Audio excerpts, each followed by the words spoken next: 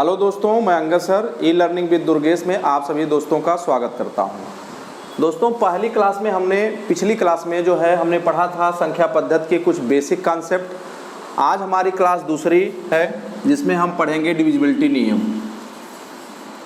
अब दोस्तों, डिविजिबिलिटी नियम को बिना जाने हम किसी भी प्रश्न को नहीं कर सकते, इसलिए हमको सबसे पहले क्या करना है, सभी संख्याओं के विभाज्यता नियम को जानना है। जानने के उपरांत हम प्रश्नों को चुटकी में हल कर देंगे। दोस्तों, इसको आप देखिए कैसे करते हैं। पहले समझते हैं कि कैसे कैसे हम इसको याद करेंगे। पहले याद करने के नियम को आप जान लें। जैसे हमको मान लीजिए 2 का डिविजिबल नियम निकालना है। आप देखिए 2 को लिखते हैं दोस्तों 2 का पावर 1। 2 को लिखते हैं 2 का पावर 1, यानी कोई भी संख्या हो, जैसे मान लीजिए मेरे पास ऐसे कई संख्याएं हैं, मैंने लिख दिया 1 2 3 4 5 6। अब हमको यह 2 से विभक्त होगा कि नहीं होगा, इसको जानने के लिए केवल यह चेक करना है कि कोई लास्ट में यूनिट डिजिट 1 अगर 2 से विभक्त है तो अब टोटल संख्या क्या होगी, 2 से विभक्त हो जाएगी। पहली बात आपको समझ में आ गया होगा, क्योंकि देखिए 2 से 6 क्या होगा, विभक्त हो जाएगा। अगर 6 विभक्त हो गया तो ये संख्या 2 से क्या हो जाएगी, पूरी की पूरी संख्या विभक्त हो जाएगी। पहली बात। अब इसी में देखिए 2 का स्क्वायर की बात करता हूं मैं, और 2 का स्क्वायर दोस्त होता है 4।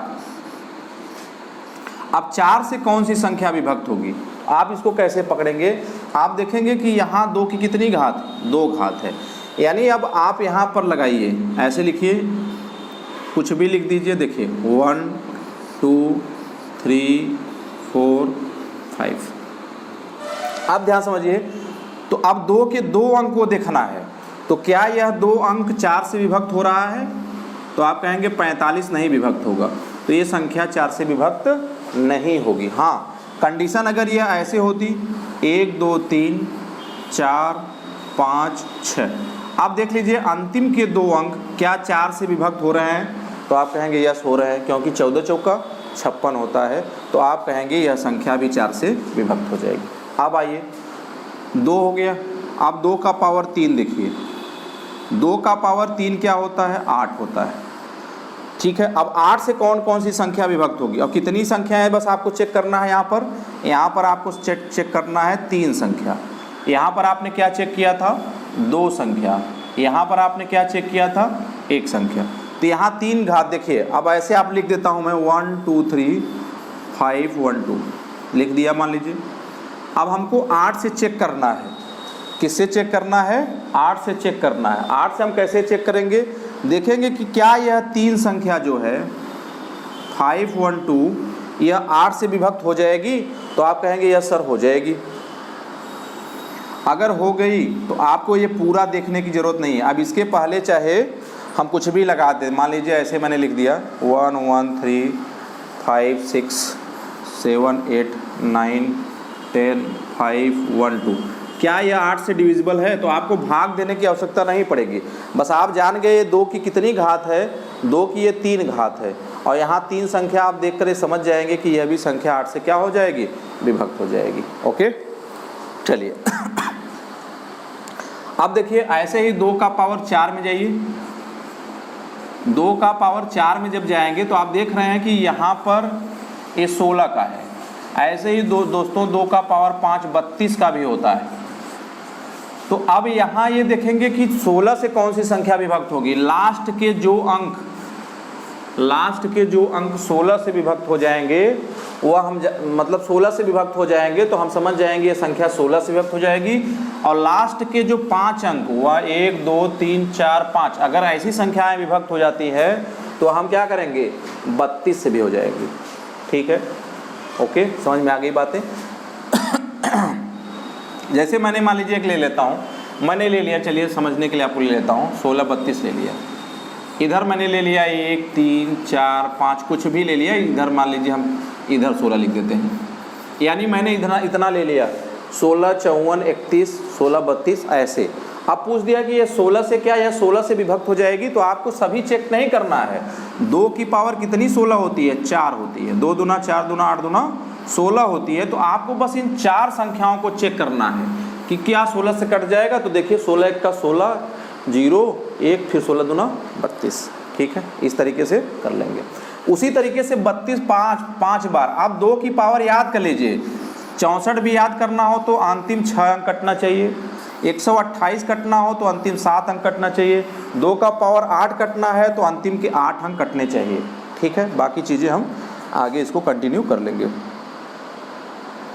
चलिए अब जो इम्पॉर्टेंट कॉन्सेप्ट है यहाँ से देखिए, 3 और 9 का नियम, इससे पूरा एलसीएम और एचसीएफ, इसके बाद जो मैं चैप्टर पढ़ाऊँगा दूसरा जो चैप्टर होगा मेरा वो एलसीएम और एचसीएफ का होगा, उसे मैं आपसे केवल 3 और 9 के नियम पर और 11 के नियम पर ही हल करा दूंगा, पूरा का पूरा प्रश्न करा दूंगा। देखना आपको मैं अभी समझा देता हूँ, समझिएगा कि अगर 3 की डिविजिबिलिटी नियम क्या कहती है। देखिए x + y + z + p जो भी हो, अगर जोड़ने पर वह 3 से डिवाइड हो जा रहा है तो समझ जाइए कि 3 से वह संख्या कट जाएगी। जैसे मैं फॉर एग्जांपल ले लेता हूँ, देखिएगा फॉर एग्जांपल मैंने लिया 1 2 3 4 5 6 7 ऐसे ले लिया, 8 9 कुछ भी ले लिया, ऐसे ले लिया। अब आपको क्या करना है, देखना है 3 3 से क्या कट रहा है। देखिए 3 से 9 कट जाएगा, हटा दीजिए, 8 7 15, 3 5 15 कट जाएगा। फिर देखिए 5 4 9 कट जाएगा, सही है। फिर देखिए 6 3 9 कट जाएगा। फिर देखिए 2 1 3, यानी ये संख्या 3 से क्या होगी, कट जाएगी। और यहाँ पर रिमाइंडर क्या बचेगा दोस्त, 0 बचेगा। बातें समझ में आ रही होंगी, अगर नहीं आ रही तो मैं तो आपको एक चेक करके दिखा देता हूँ। देखिए आप जानते होंगे 27, सिंपल सी बात लेते हैं 27, तो देखो 7 2 9 3 से कट जाएगा। आप जानते हो 81, 8 1 9 3 से कट जाएगा। आप जानते हो 729, तो 9 कट जाएगा, 7 2 9 कट जाएगा।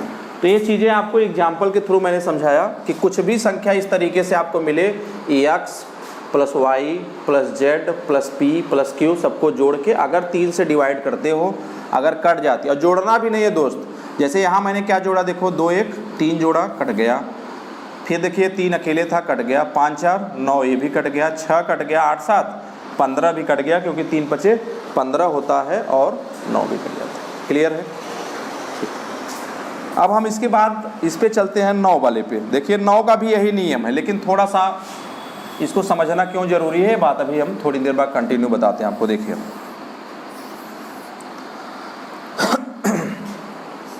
9 के नियम को समझिए, वही बात यहाँ पर भी है। x + y + z + p मैं लिख देता हूँ, ये भी डिवाइड बाई 9 है।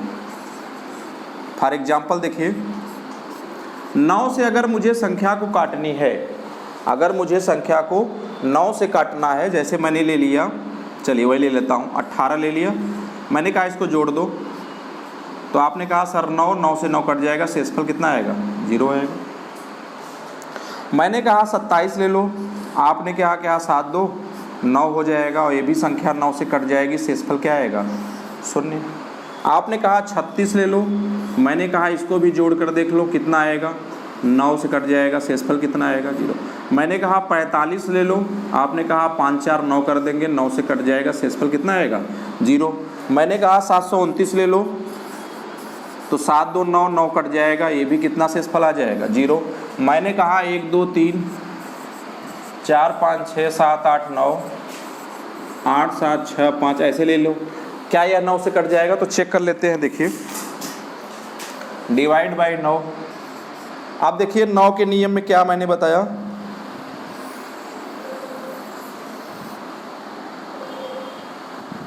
अब देखिए ये 3 है, 4 3 7 2 9, यहाँ तक तो ये कैंसिल हो गया 9 से। फिर देखिए 8 1 9, ये कैंसिल हो गया। फिर देखिए 6 5 11 7 18, 5 6 11 11 7 18 कट गया। अब यहाँ देखिए 7 6 13 और 9 8 17, तो 13 और 17 हो गया 30। अब 30 तो दोस्तों कटेगा नहीं, 30 तो कटेगा नहीं, यानी यह संख्या 9 से डिविजिबल नहीं है, यानी यह संख्या 9 से विभक्त नहीं होगी। समझ में आ गया होगा, नहीं आया तो एक और कर लेते हैं। 4 5 6 3 7 2 0 9, क्या यह 9 से डिविजिबल है, तो आप इसको देख कर बता सकते हैं। देखिए 5 4 9 कट गया, 6 3 9 कट गया, 7 2 9 कट गया, 0 9 9 कट गया, रिमाइंडर कितना आएगा। अब आप देख रहे हैं कि जैसे मैं मान लीजिए 43 ले लिया, चलिए क्या ये 4 3 7 कटेगा, नहीं कटेगा, ठीक है। तो ये चीज़ें थी 9 के डिविजिबल नियम में। आप ध्यान समझिए दोस्तों, अब तो अंतर ये समझ में आ गया कि भाई चलिए अच्छा ठीक है, 3 का भी वही है और 9 का भी वही है, तो हम कर लेंगे 3 और 9। एक चीज़ दिमाग में यहाँ रखिए दोस्त, इसमें इन दोनों में प्रश्नों का क्या क्राइटेरिया होती है, कहाँ हमको यह समझना होता है कि 3 से कटेगा और कहाँ यह समझना होता है कि 9 से कटेगा। ध्यान समझिए, एक चीज़ दिमाग में रखिएगा, जैसे 3 है, ठीक है 3 है, मैंने कहा 6 है, ठीक है, मैंने कहा 9 है, मैंने कहा इस तरीके से है दोस्त 18 है, डाट डाट डाट डाट है। समझिएगा मेरी बात, मैं कहाँ समझाना चाह रहा हूँ। लेकिन 9 से मैंने कहा 9 है, 18 है, 27 है, ऐसे है दोस्त। यहाँ से क्या परिभाषा निकल कर आती, ध्यान समझिएगा। 3 से और 9 से विभक्त होने वाले नियमों में प्रथम नियम यह है कि सभी संख्याएं 3 से तो विभक्त हो जाएंगी, 3 से विभक्त होने वाली सभी संख्याएं 3 से भी विभक्त हो जाएंगी और 9 से भी विभक्त होने वाली सभी संख्याएं 3 से विभक्त हो जाएंगी। लेकिन जो संख्या 9 से विभक्त होती है उसमें कुछ ऐसी भी संख्याएं हैं जो 3 से विभक्त हो जा रही है, इधर से इधर विभक्त कर सकते हो लेकिन 9 से इधर विभक्त नहीं कर सकते हो। बस बात यही मुख्य है यहाँ से, और जब प्रश्न आएगा तो वहाँ मैं समझाऊंगा कि देखो ऐसे करना चाहिए, ठीक है। और डिविजिबिलिटी नियम में कोई भी डिफरेंस नहीं है, तो ये फॉर एग्जाम्पल के थ्रू आप नोट डाउन कर सकते हो। बात हो गई किसकी किसकी दोस्त, हो गई 2 की, हो गई बात, हो गई 3 की, बात हो गई 4 की, बात हो गई हमारी 8 की, बात हो गई हमारी 16 की, बात हो गई हमारी 32 की, बात हमारी हो गई 9 की। अब हम बात करने वाले हैं इसके बीच वाली संख्या जैसे 5 की, फिर इसके बीच वाली संख्या जैसे 6 की। अब देखो 6 में क्या करना है आपको।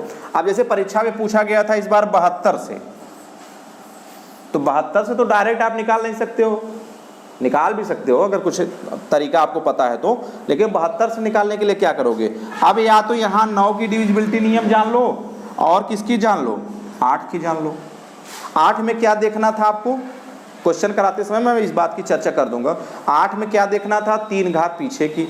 9 में क्या देखना था, सभी संख्याओं का योगफल। अगर दोनों को फॉलो करता है तो उत्तर आपका आ जाएगा। कई बार 72 का पूछा है, कई बार 108 का पूछा है। आप देखो जो 108 से कटेगा ना वो पक्का 9 से कटेगा। ये चीज़ें मैं बाई ऑप्शन आपको समझाऊंगा, क्योंकि देखो 8 1 9 हो जाता है और ये भी 9 के डिविजिबिलिटी नियम में आएगा, ठीक है। चलिए तो अब हम किसकी चर्चा करेंगे, अब हम करेंगे 5 की। तो 5 में तो आप सिंपल सी जानते हैं कि लास्ट में या तो 0 आ जाए या तो फिर क्या आ जाए, 5 आ जाए। अगर ऐसी कोई संख्या आपको मिलती है कि जिसके लास्ट में या तो 0 आ जाए या तो फिर क्या आ जाए, 5 आ जाए, तो वह संख्या 5 से विभक्त हो जाएगी। जैसे मैंने कहा 520, अब आप इसको देख रहे हैं 5 से कट जाएगी दोस्त, ठीक है। या 225 में ले लिया तब भी आप कहेंगे सर ये 5 से कट जाएगी। तो 5 का नियम बहुत ही साधारण नियम है, सभी लोग जानते होंगे, नहीं जानते हो तो जान लो। चलिए अब 6 में आ जाइए दोस्त। 6 का क्या है,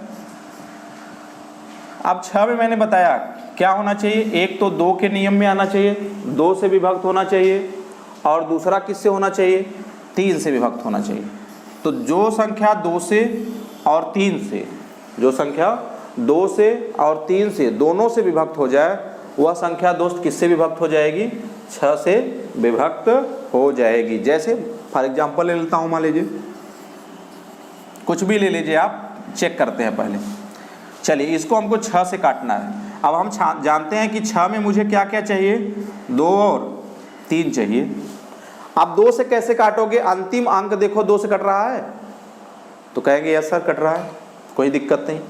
3 में मैंने क्या बताया, सबका योगफल कर लो। तो देखो 2 1 3, ये 3 से 3 कट गया, ये 6 5 11 हो गया। 11 नहीं कटेगा दोस्त, यानी ये 6 से कटने वाली संख्या नहीं। क्लियर है। हाँ, अगर इसी की जगह मैं ऐसे ले लूँ 1 2 3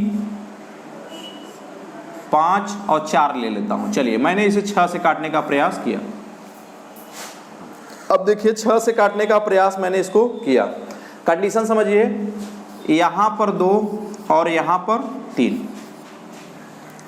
2 से कटने वाली यूनिट वैल्यू देख लो, 2 से कटने वाली यूनिट वैल्यू देखो तो क्या 4 कट रहा है क्या? तो कहेंगे यस सर कट रहा है। फिर 3 में क्या मैंने बताया? 3 में मैंने बताया कि सभी संख्याओं का योगफल अगर 3 से विभक्त है तो कर दो, तो करो। तो 5 4 9 कट गया 3 से, 3 तो कट ही जाएगा और 2 1 3 भी कट गया, यानी यह संख्या जो होगी वह 6 से विभक्त हो जाएगी और यह संख्या जो होगी वह 6 से विभक्त नहीं होगी। क्लियर है? तो उम्मीद करता हूँ 6 का भी आपको समझ में आ गया होगा। ठीक है, चलिए अब आ जाइए 7 पे। हालांकि बहुत ज़्यादा इम्पॉर्टेंट नहीं, लेकिन जब हम एलसीएम एचसीएफ पढ़ेंगे तो वहाँ पर डायरेक्ट सवाल कैसे हल करेंगे वहाँ पर इसकी यूज पड़ेगी, इसका यूज हमको करना पड़ेगा। 7 का डिविजिबिलिटी नहीं है। 7 क्या है दोस्त समझिएगा, जैसे आपको पता है कि 7 7 से कटता है, 7 14 7 तरीके 21 इस तरीके से कटता है। ठीक है, कोई दिक्कत यहाँ पर नहीं होनी चाहिए। तो यहाँ पर एक नियम जो आपको फॉलो करना है दोस्त, क्या करना है, जैसे मैंने 14 लिख लिया, ध्यान दीजिए मैंने लिख लिया 14, आपको यूनिट वैल्यू उठानी है, आपको यूनिट वैल्यू उठानी है और यूनिट वैल्यू को 2 से मल्टीपल कर देना है। यूनिट वैल्यू को क्या करना है, 2 से मल्टीपल कर देना है। मल्टीपल करने के बाद जो संख्या है उसको इसके सेम नीचे लिख के घटा देना है। तो 8 में से 1 घटा देना, बड़े में से छोटा घटाना, छोटे में से बड़ा नहीं घटाना है, माइनस में ला के काटो, बड़े में से छोटा घटाना है। तो अगर संख्या 7 से डिविजिबल आ जाए तो आप समझ जाइए कि कट जाएगी। जैसे आप लिखिए, या तो ऐसे काट दो या तो शून्य आ जाए। यहाँ पर देखो, थोड़ी देर और समझो, अगर यहाँ पर देखते हो तो यहाँ मल्टीपल किससे मैंने किया, 2 से। क्लियर हो? और यहाँ से जब मैंने 2 घटाया तो बच्चा यहाँ पर क्या मेरा आ गया, 0। तो या तो 0 आ जाए या तो 7 से डिविजिबल अगर हो जाता है, अगर इन दोनों कंडीशनों को फॉलो करता है तो हम जान जाएंगे कि यह संख्या 7 से डिविजिबल है। जैसे देखिए मैंने लिखा 343, चलो अब मैंने क्या किया, इकाई के अंक से 2 से गुणा किया, 3 दूना 6 किया, इसको हटा दिया, मेरे पास कितना आ गया 28। अगर 28 भी आपको नहीं लग रहा है, समझ पा रहे हो, तो यहाँ से 2 से गुणा करो, 8 दूना 16 करो, कितना आ गया बताओ 14। अगर 14 भी नहीं आ रहा तो बताओ 14 से गुणा करो, 4 दूना 8, अब 8 से घटाओ कितना 7। तो उम्मीद करता हूँ ये बातें आपको समझ में आ गई होंगी डायरेक्ट।